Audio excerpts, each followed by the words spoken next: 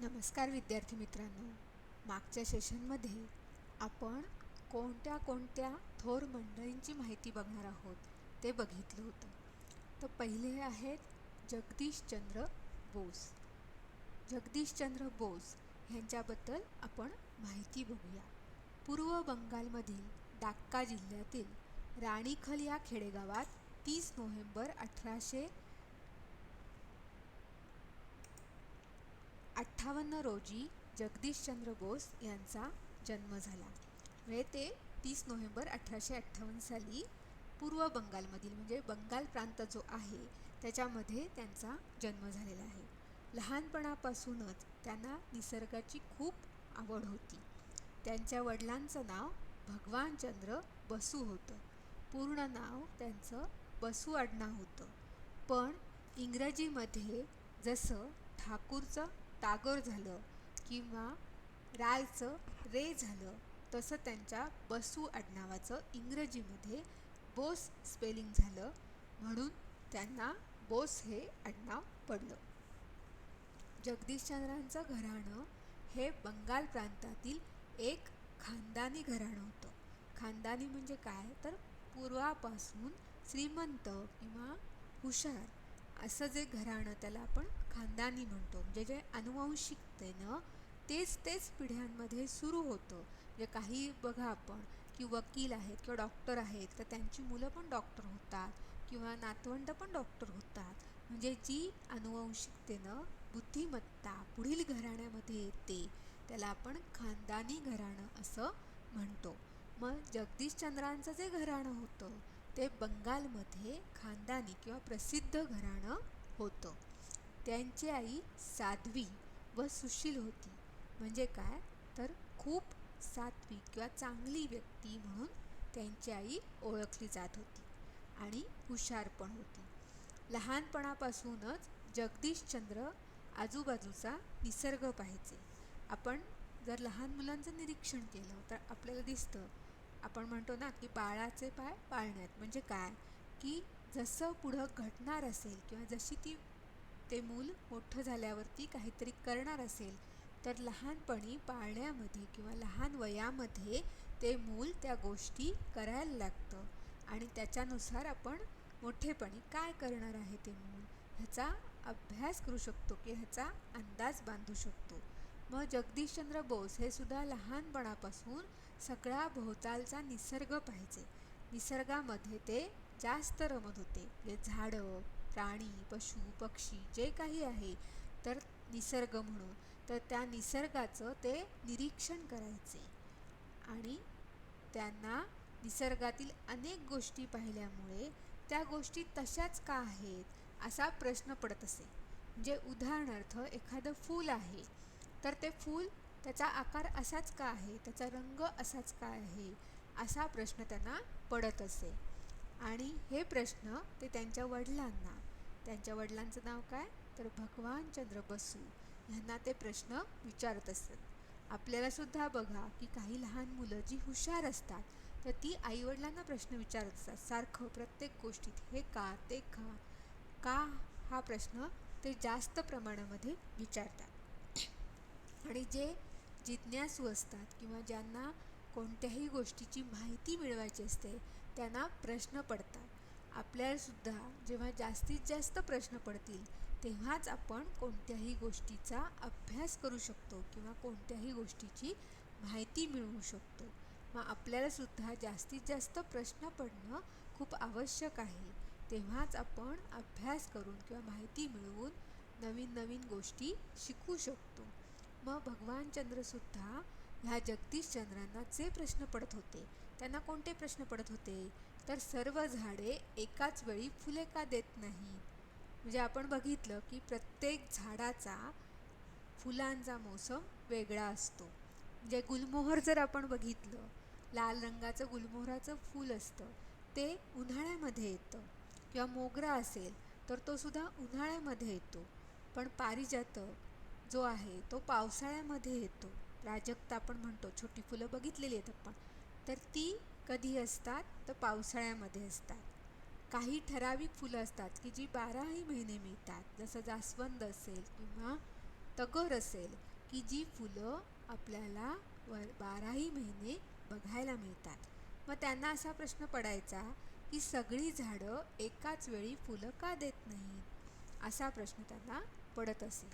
दुसरा प्रश्न कोणता पडत होता की एखाद्या झाडाचं जी पालवी आहे, जे नुकतं फुटलेलं पान, त्याला आपण पालवी असं म्हणतो. व ही पालवी कधी येते तर वसंत ऋतूमध्ये येते. म्हणजे जेव्हा चैत्र वैशाख हे मराठी महिने असतात तर त्यामध्ये पालवी येते.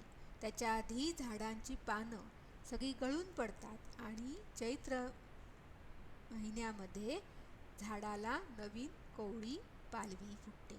जेव्हा वसंत ऋतू असतो त्या वसंत ऋतूमध्ये झाडाला पालवी फुटते.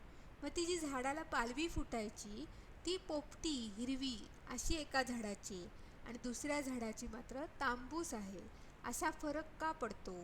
सगळ्याच झाडांची पानं हिरवीगार का नाहीत, असा प्रश्न त्यांना पडत असे.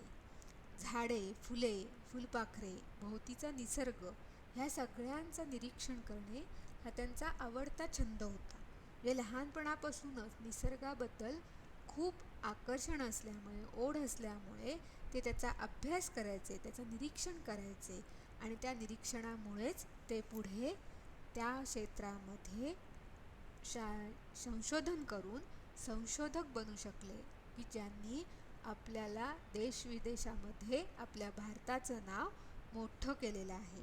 मग आपल्याला सुद्धा लहानपणापासून ज्या गोष्टीमध्ये आवड आहे त्या गोष्टीमध्ये खूप सारी माहिती मिळवून, खूप सारा अभ्यास करून किंवा शिकून आपणही आपल्या आईवडिलांचं आणि त्याचबरोबर देशाचं नाव मोठं करू शकतो, हा संदेश आपल्याला ह्या पाठामधून दिलेला आहे. पुढचे आहेत तर हे कोण आहेत? सी.के. नायडू, ज्यांचं नाव कोट्टेरी कनकय्या नायडू आहे.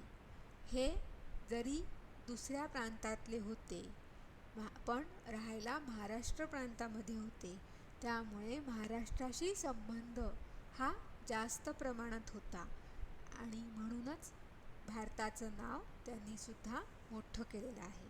ह्यांचा जन्म 31 ऑक्टोबर 1895 ला झालेला आहे. त्यांनी पहिल्यांदी भारतीय क्रिकेट संघाचे ते पहिले कप्तान होते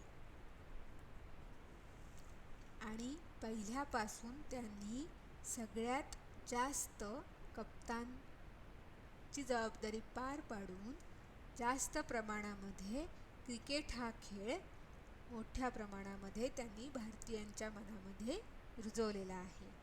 आणि म्हणून जेव्हा 1958 साली त्यांनी पहिल्यांदी क्रिकेट खेळला, पण शेवटी 1963 साली जेव्हा त्यांचं वय 68 वर्षाचं झालं तेव्हाही त्यांना ते चांगल्या प्रकारे खेळू शकत होते. दुसरं म्हणजे त्यांनी मुंबईमध्ये बॉम्बे जिमखान्यावरती जेव्हा क्रिकेटचा खेळ होता तर तेव्हा 116 मिनिटामध्ये 153 धावा काढून सगळ्यात मोठं क्रिकेटमध्ये नाव कमवलं होतं आणि म्हणून त्यांना चांदीची भेट पुरस्कार म्हणून मिळाली. नायडूंनी भारत सरकारना पद्मभूषण हा सर्वोच्च पुरस्कार देऊन 1956 साली त्यांचा सन्मान केला. हे आपल्याला सगळ्यांनाच माहिती आहेत. हे आहेत ज्योतिराव गोविंदराव फुले, ज्यांना आपण ज्योतिबा फुले किंवा महात्मा फुले असं म्हणतो. मग ह्यांनी कोणतं काम केलं आहे तर समाज सुधारणेचं काम फार मोठ्या प्रमाणामध्ये केलेलं आहे. ते मराठीमधले लेखक आहेत, विचारवंत आहेत आणि त्याचबरोबर समाजसुधारक आहेत. तर विचारवंत म्हणजे काय तर कोणताही विचार, नवीन विचार समाजाला किती आवश्यक आहे हे जे पटवून देणारे असतात त्यांना आपण विचारवंत असं म्हणतो. लेखक, तुम्हाला माहिती आहे लेखक कोण? जो लेख लिहितो, लिखाण लिहितो त्याला आपण लेखक असं म्हणतो. ऑथर, इंग्लिशमध्ये त्याला ऑथर असं म्हणतात. मराठी लेखक होते ते विचारवंत होते आणि त्याचबरोबर समाज सुधारक होते. म्हणजे समाज सुधारणेचं काम त्यांनी केलेलं आहे.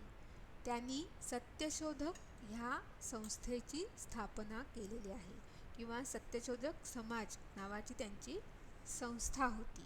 मग त्या संस्थेचं काम काय होतं, तर जे शेतकरी आहेत त्या काळी शेती हा प्रमुख व्यवसाय होता. त्यांचा जो कालावधी आहे की 11 एप्रिल 1827 ते 28 नोव्हेंबर 1890 हा कालखंड आपल्या स्वातंत्र्य चळवळीचा कालखंड होता. मग ह्यामध्ये शेतकरी किंवा शेती हा प्रमुख व्यवसाय भारतामध्ये होता आणि अस्पृश्य आणि बहुजन समाजांना त्या काळी खूप त्रास सहन करावा लागत असे. मग त्या समाजासाठी किंवा त्यांच्या समस्यांना त्यांनी वाचा फोडली आणि त्यांच्यासाठी त्यांनी खूप काही कार्य केलेलं आहे समाज सुधारणेचं आणि त्यांच्या त्या कार्याबद्दल त्यांना महात्मा ही पदवी दिली गेली. त्यांनी महाराष्ट्रामध्ये प्रथम स्त्री शिक्षण निर्माण केलं आणि त्यांची पत्नी जी होती तर त्या पत्नीनं जे सावित्रीबाई फुले यांनी पहिल्या स्त्री शिक्षिका होण्याचा मान मिळवलेला आहे. त्यांनी त्या काळामध्ये समाजातल्या स्त्रियांना शिक्षण देण्यासाठी प्रयत्न केलेला आहे. महाराष्ट्राला 3 प्रमुख समाजसुधारक मिळाले आहेत. तर कोणते आहे, तर ते फुले, शाहू आणि आंबेडकर. फुले म्हणजे ज्योतिबा फुले, शाहू म्हणजे शाहू महाराज, की शाहू महाराजांनी सुद्धा जे अस्पृश्य किंवा बहुजन समाजातले मुलं होती त्यांना शिक्षणासाठी सोयी उपलब्ध करून दिल्या. त्यांच्यासाठी शिष्यवृत्ती म्हणजे स्कॉलरशिप निर्माण केली, की जे बुद्धिमान विद्यार्थी आहेत, जे केवळ आर्थिक किंवा पैशाच्या अभावी शिकू शकत नाहीत तर त्यांच्यासाठी त्यांनी भरपूर काम केलेलं आहे, शिष्यवृत्ती दिलेली आहे. आणि आंबेडकर जे आपण सगळ्यांना माहिती आहे की डॉक्टर बाबासाहेब आंबेडकरांनी खूप मोठं काम केलेलं आहे. चवदार तळ्याचा सत्याग्रह, की जो अस्पृश्यांसाठी त्यांनी ते चवदार तळं किंवा पाण्याची सोय उपलब्ध करून दिली. त्याचबरोबर परदेशामध्ये जाऊन उच्च शिक्षण घेतलं आणि भारतीय कायदा किंवा संविधान लिहिण्याचं काम डॉक्टर बाबासाहेब आंबेडकर यांनी केलं. मग ह्या तिघांचा किंवा 3 समाजसुधारकांचा महाराष्ट्र असंही म्हटलं जातं. म्हणजे फुले, शाहू आणि आंबेडकर यांचा महाराष्ट्र आहे असं म्हटलं जातं. महात्मा फुले यांचा सगळ्यात प्रसिद्ध ग्रंथ आहे तो आहे शेतकऱ्यांचे आसू. म्हणजे शेतकऱ्यांवरती जो अन्याय होतो त्या संदर्भामध्ये त्यांनी ह्याच्यामध्ये दिलेलं आहे. आणि सगळ्यांना समान न्याय मिळाला पाहिजे, कोणीही श्रेष्ठ नाही, कोणीही कनिष्ठ नाही. जे आत्ता आपण समाजामध्ये कोणते भाग बघतो, तर काही जण श्रीमंत असतात, काही जण गरीब असतात, काही जण हुशार असतात, काही जण कमी हुशार असतात. मग हा जो भेद आहे तो भेद नष्ट करून सगळे सारखे आहेत आणि असा समाज निर्माण करण्यामध्ये महात्मा फुलेंनी खूप मोठं काम केलेलं आहे. त्यांना त्या काळी मूल नव्हतं, पण त्यांनी काशीबाई या विधवेच्या यशवंत या मुलास दत्तक घेतलं. जे दत्तक घेणं ही परंपरा किंवा ही प्रथा त्यांच्या काळापर्यंत नव्हती. त्यांनीच प्रथम त्या मुलाला दत्तक घेऊन ही प्रथा निर्माण केली. त्यांचे जे पूर्वज होते, जे त्यांच्या घराण्यातले लोक होते, ते फुलांचा व्यवसाय करत होते आणि त्यामुळे त्यांचं आडनाव जे मूळ होतं ते बाहेर पडलं आणि त्याच्याऐवजी फुलांचा व्यवसाय करणारे म्हणून फुले आडनाव त्यांना मिळालं. तेव्हापासून त्यांचं नाव ज्योतिराव गोविंदराव फुले जे होतं ते ज्योतिबा फुले असं पडलं. हे आपल्याला सगळ्यांना माहिती आहेत. हे कोण आहेत? लोकमान्य टिळक, की ज्यांनी गीता रहस्य हा ग्रंथ लिहिला. त्याचबरोबर त्यांनी काय केलेलं आहे, तर केसरी आणि मराठा ही 2 वृत्तपत्र काढलेली आहेत. एक त्यांनी इंग्लिशमधून काढलेलं होतं, म्हणजे इंग्रजीमधून काढलेलं होतं, आणि एक त्यांनी मराठीमधनं काढलेलं वृत्तपत्र होतं. त्या काळामध्ये वृत्तपत्र किंवा न्यूजपेपर्स वाचण्याची सवय कोणालाही नव्हती. काही ब्रिटिश लोकच फक्त ते वाचत असत. पण त्यांनी आपल्या भारतीय समाजाला वृत्तपत्र, की जो वृत्तपत्र जास्तीत जास्त लोकांपर्यंत पोचण्याचं माध्यम होतं, म्हणजे आपल्या ज्या काही चळवळी आहेत, स्वातंत्र्य चळवळी, त्या स्वातंत्र्य चळवळी जास्तीत जास्त लोकांपर्यंत पोचण्यासाठी वृत्तपत्राची गरज होती. आणि त्या न्यूजपेपरची गरज, म्हणजे आजही आपण बघतो की न्यूजपेपर जर आपण बघितला किंवा वृत्तपत्र बघितलं तर सुरुवातीला ठळक बातम्या असतात, ठळक घडामोडी असतात, आणि शेवटच्या पानावरती खेळ असतं, मधल्या पानावरती काही विशेष सदर असतात.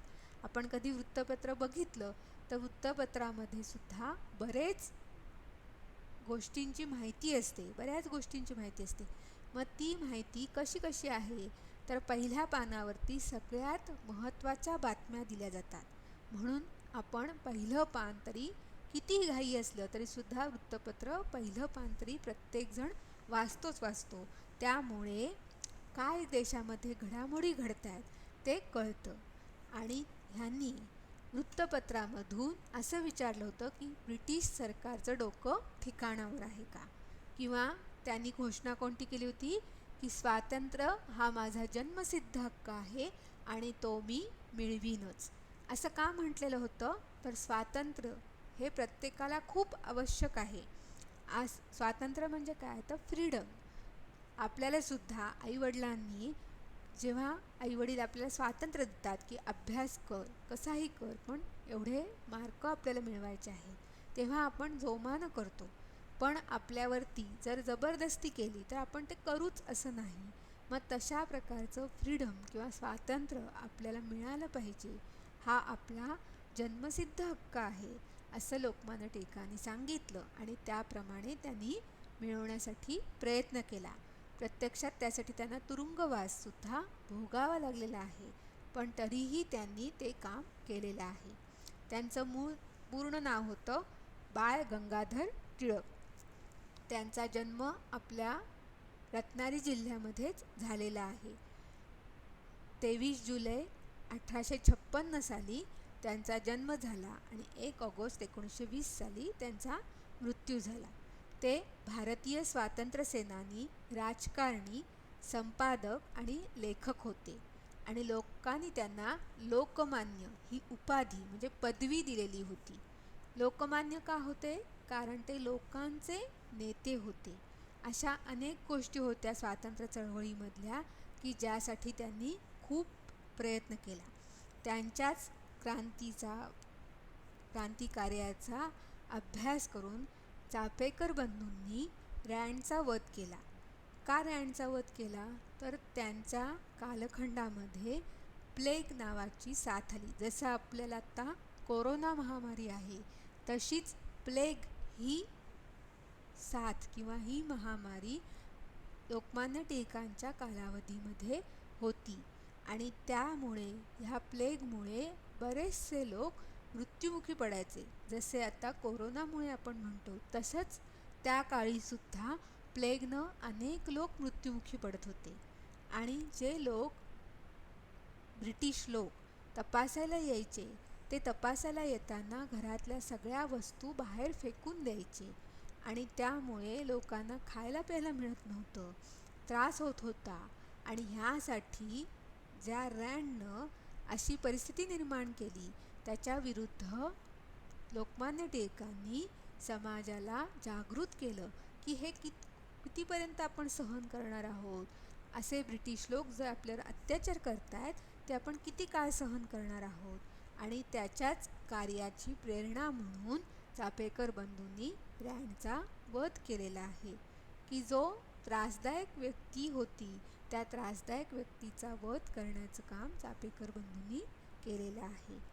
आणि लोकमान्य का होते ते, तर ब्रिटिशांचा जेव्हा सार्वजनिक गणेशोत्सव आणि शिवजयंती उत्सव त्यांनी सुरू केला, तर एका काळी शिवजयंती उत्सवामध्ये जेव्हा मिरवणूक, शिवजयंती उत्सव जो होता किंवा छत्रपती शिवाजी महाराजांनी जे काम केलेलं आहे तेच काम आपल्याला करायचं आहे, आपल्या महाराष्ट्राला स्वातंत्र्य मिळवून द्यायचं आहे किंवा भारताला स्वातंत्र्य मिळवून द्यायचं आहे, हा विचार लोकमान्य टिळकांच्या मनामध्ये खूप होता आणि त्यासाठी त्यांनी समाजाला जागृत केलं. पण ब्रिटिश लोकसुद्धा त्यांच्या ह्या कार्यासाठी घाबरून होते. एकेकाळी जेव्हा एकदा शिवजयंतीचा उत्सव होता आणि शिवजयंतीच्या उत्सवामध्ये त्यांनी सगळ्यांना काठ्या आणायला सांगितल्या. काठ्या का आणायला सांगितल्या तर काठ्यामध्ये झेंडे लावून ती मिरवणूक काढायची होती आणि त्या मिरवणुकीसाठी त्यांनी काठ्या आणायला सांगितल्या. ब्रिटिश सरकारनं त्या काठ्या आणायला किंवा झेंडे लावायला परवानगी नाकारली. तर लोकमान्य टिळकांनी त्याच्यावरती, ते वकील होते, हुशार होते, त्यांनी सांगितलं ठीक आहे, आपल्याला ब्रिटिश सरकारनं काठ्यांची परवानगी नाकारली आहे पण आपण झेंडे तर लावायचेच आहेत, मग झेंडे आपण कसे लावू शकतो. तर त्यांनी उसाची दांडकी, म्हणजे ऊस सगळ्यांना माहिती आहे, तर उसाचं दांडकं किंवा पेर, तर तसं त्यांनी आणायला सांगितलं आणि त्याच्यामध्ये त्यांनी झेंडे ठेवले. मग ब्रिटिश सरकारनं विचारलं की तुम्ही ऊस का आणलाय. तर त्यांनी सांगितलं की जेव्हा मिरवणुकीमधनं सगळे लोक दमतील, आमचे कार्यकर्ते मिरवणूक झाल्यावरती दमतील, तर तेव्हा त्यांना उसाचा रस आम्ही प्यायला देणार आहोत, म्हणून आम्ही उसाचे रस आणलेले आहे. मग उसाचा रस जर कुणाच्या किंवा उसाचं दांडकं जर कुणाच्या अंगावर पडलं तर त्यामुळे जास्त त्रास होऊ शकतो, म्हणून मग परत ब्रिटिश सरकारनं काठ्या घ्यायला परवानगी दिली. म्हणजे अशा प्रकारचे ते हुशार होते की जे आपल्या स्वातंत्र्य कार्यासाठी ज्या काही अडथळे येत आहेत ते अडथळे दूर करण्यासाठी त्यांनी खूप प्रयत्न केला आणि म्हणूनच त्यांना लोकांनी लोकमान्य ही पदवी दिलेली होती. धन्यवाद.